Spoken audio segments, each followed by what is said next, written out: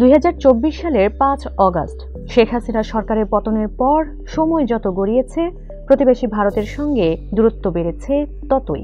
এই সময়ে পদ্মা গঙ্গায় বহু জল গড়ালেও দুদেশের সম্পর্কে দৃশ্যমান কোনো অগ্রগতি হয়নি। উল্টো দুদেশের পাল্টাপাল্টি অবস্থানে বেড়েছে উত্তেজনা। সেই উত্তেজনার মধ্যেই এবার বাংলাদেশ সীমান্তে নতুন নকশার কাঁটাতারের বেড়া নির্মাণের পরিকল্পনা করছে নয়াদিল্লি।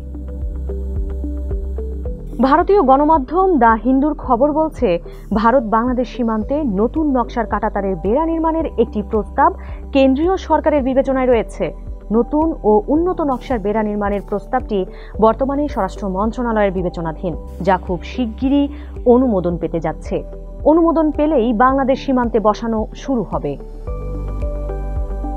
বাংলাদেশ ভারত সীমান্তের মোট দৈর্ঘ্য 4096 কিলোমিটার, যা কিনা বিশ্বের 5ম বৃহত্তম সীমান্ত।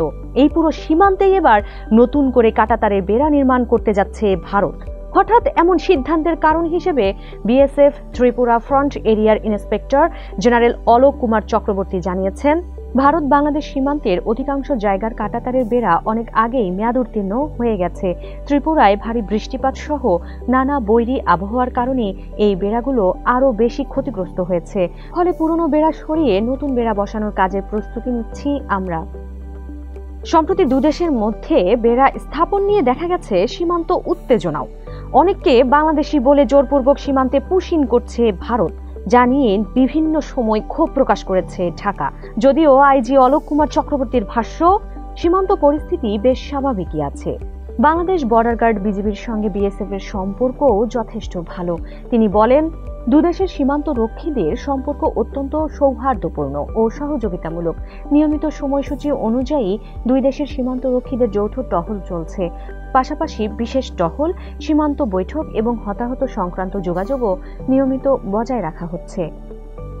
এদিকে কেবল সীমান্ত কাঁটাতারের বেড়া নির্মাণই নয়, চিকেন নেক বা শিলিগুড়ি করিডর অর্থাৎ বাংলাদেশ সীমান্তের খুব কাছেই নতুন করে সামরিক ঘাঁটি স্থাপন করছে ভারত, যা বাংলাদেশ সীমান্তে ভারতের শক্তিমত্তা জোরদার করারই ইঙ্গিত।